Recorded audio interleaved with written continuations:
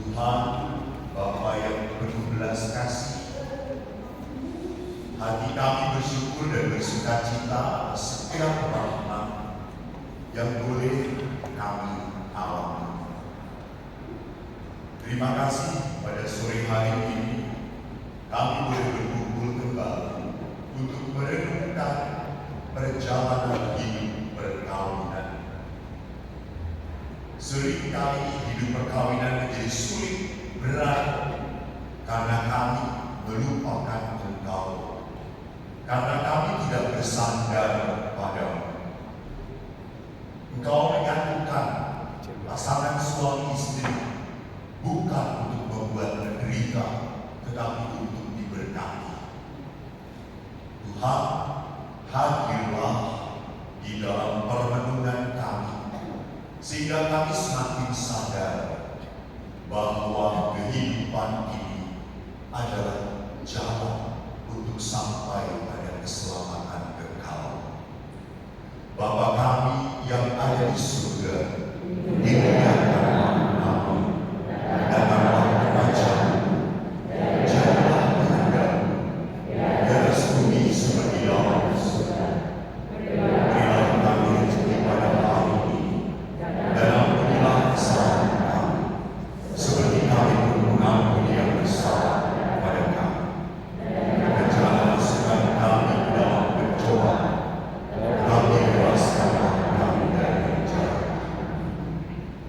Dari semula telah Kau tetapkan hidupku dalam tangan-Mu, dalam rencana-Mu Tuhan. Rencana indah telah Kau siapkan bagi masa depanku yang penuh harapan.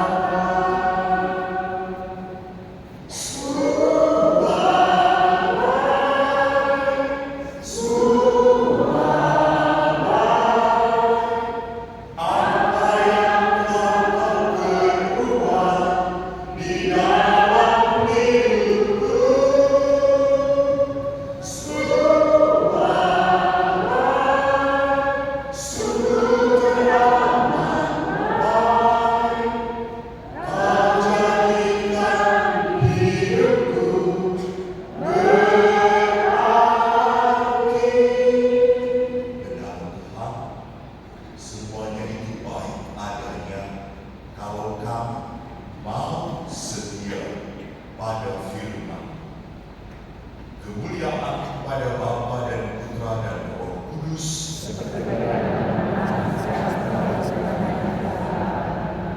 dalam nama Bapa dan Putra dan Roh Kudus. Amin.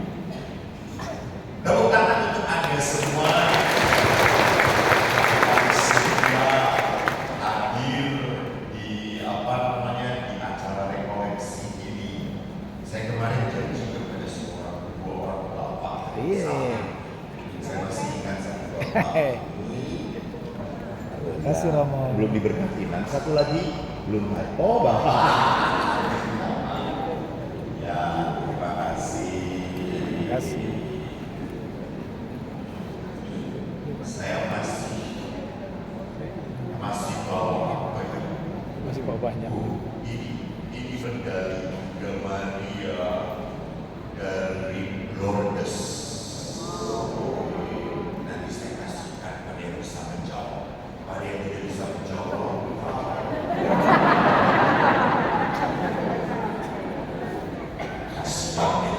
baik. Bersama-sama kita sudah memasuki hari pertama kemarin tentang spiritualitas gereja Katolik, tentang perkawinan. Jadi perkawinan itu diatur oleh gereja supaya apa? Berjalan baik dan benar. Karena tidak semua yang baik belum tentu benar. Ya toh, misalnya mertua ngedengerin anaknya, keluarga anaknya kok ribut terus gaduh terus, kok lama-lama nggak pernah damai keluarga anak ini, lalu mamanya ini sudah demi kebaikan, wes pisah aja, cerai saja. Baik tapi tidak benar. Ibunya jadi setan, menganjurkan yang tidak benar. Baik tapi tidak benar. Jadi gereja itu mau mengajarkan baik dan benar, baik dan benar. Kalau baik itu, ya baik itu kita membawa kedamaian, betul, membawa perbaikan. Tetapi benar itu di mata Tuhan, kebenaran. Kita malam ini 2 sesi. Satu sesi saya berbicara tentang anggur tanah. Ini adalah mukjizat yang pertama.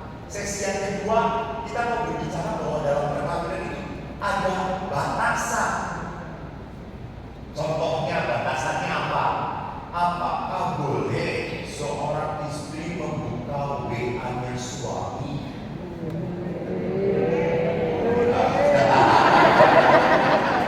Para istri memegang kekuasaan langsung dunia, boleh.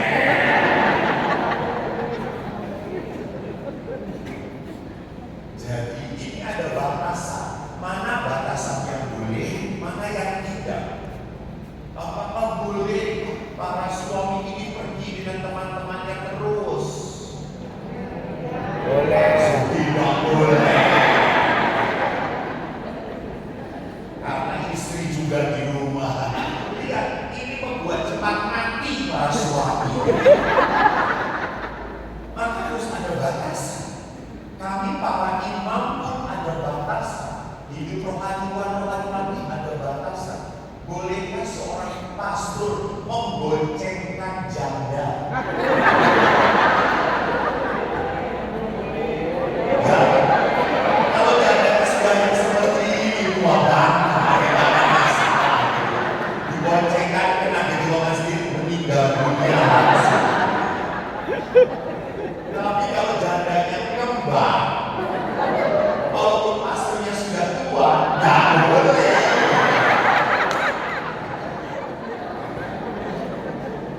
Jadi ini harus ada batasan. Ini batasan.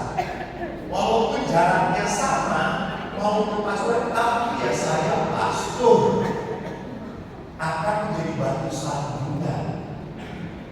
Kami di biara ada ruang tamu. Ya, ruang tamunya ada jendelanya dan jendelanya kacanya terang, sehingga kita bisa tahu ngapain ini. Kalau tiba-tiba gordengnya ditutup, kan ada batas. Supaya apa? Supaya semuanya tidak membuat pikiran yang macam-macam. Bolehkah pastor membawa seorang ibu-ibu ke kamar dia? Tidak boleh. Mamanya saja. Boleh, kecuali ibu memang membantu pasturan dan bersihan. Tidak boleh, itu aturan ada. Maka nanti saya berbicara dalam perkawinan rumah ada. Kita berbicara dulu tentang perkawinan di kamar. Ini adalah mukjizat pertama. Bagus. Yesus membuat mukjizat pertama bukan di bait Allah dalam pesta hari raya besar, tidak. Yesus membuat mukjizat pertama di mana? Perkawinan. Jadi kita bisa tahu rupanya Tuhan Allah pun melihat bahwa dalam perkawinan itu butuh sekali siapa? Rahmat kehadiran Tuhan. Saya bacakan terlebih dahulu. Walaupun kata Romo Manggono, umat paroki Suro Besar ini rajin beli kitab suci. Aku tidak pernah baca kitab suci. Kita baca ya, saya bacakan. Pada hari ketiga ada perkawinan di Kana yang di Galilea. Dan Yesus ada di sini. Yesus dan murid-muridnya diundang juga ke perkawinan itu. Ketika mereka menggunakan anggur, Yesus berkata kepadanya, mereka kehabisan anggur. Kata Yesus kepadanya, mau apakah engkau daripadaku Ibu, saatku belum tiba. Tetapi Ibu Yesus berkata kepada pelayan-pelayan, apa yang dikatakan kepadamu, buatlah itu. Di situ ada 6 tempayan yang disediakan untuk pembasuhan menurut adat orang Yahudi. Masing-masing isinya 2-3 buyung. Yesus berkata kepada pelayan-pelayan itu, isilah tempayan-tempayan itu penuh dengan air. Mereka pun mengisinya sampai penuh. Lalu kata Yesus kepada mereka, sekarang cedoklah dan bawalah kepada pemimpin pesta. Mereka pun membawanya. Setelah pemimpin pesta itu mengecap air yang telah menjadi anggur, dan ia tidak tahu dari mana datangnya, tetapi pelayan-pelayan yang mencedok air itu tahu, ia memanggil mempelai laki-laki dan berkata kepadanya, setiap orang menghidangkan anggur yang baik dahulu, dan sesudah orang puas minum, barulah yang kurang baik. Akan tetapi engkau menyimpan anggur yang baik sampai sekarang. Hal itu dibuat Yesus di Kana yang di Galilea sebagai yang pertama dari tanda-tandanya. Dan dengan itu ia telah menyatakan kemuliaannya dan murid-muridnya percaya kepadanya. Demikianlah sabda Tuhan. Terpujilah Kristus.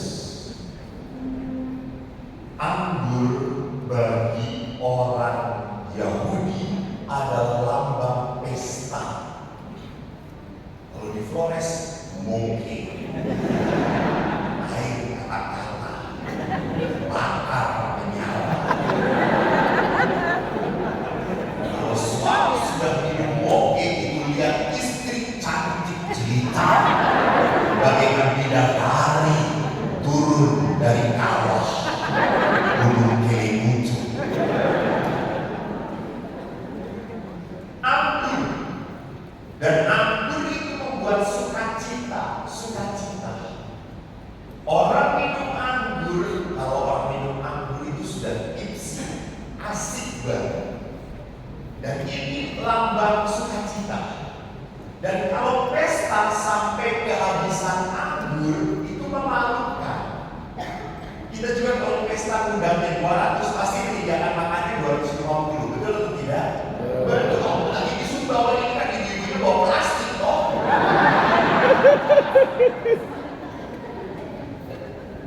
Ini untuk suami saya, ini untuk kucing saya. Sampai rumah tetap dia yang makannya. Kan tadi laporan Romo Mario. Ini semua saya tahu karena laporan Romo Mario.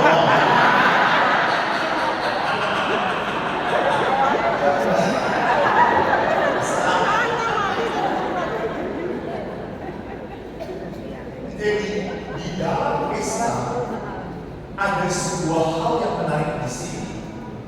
Yang tahu bahwa yang pesta kehabisan anggur siapa? Siapa? Maria. Kenapa? Kalau wanita itu datang ke pesta, nggak mungkin duduk ngobrol. Ya pasti apa? Jalan-jalan ke dapur. Boleh nyicip. Jadi ibu-ibu itu tidak pernah makan, selalu nyicip. Tapi nyicipnya beberapa piring gitu ya. Maria tahu, karena Maria berdiri, Maria lihat. Dan akhirnya dia berkata pada Yesus, mereka tidak bisa tahu. Dan Maria tidak menyuruh Yesus buat tidak. Maria langsung berkata kepada Tuhan, lakukan apa yang dia katakan. Lakukan apa yang Tuhan katakan. Ini kunci dari apa? Mujizat.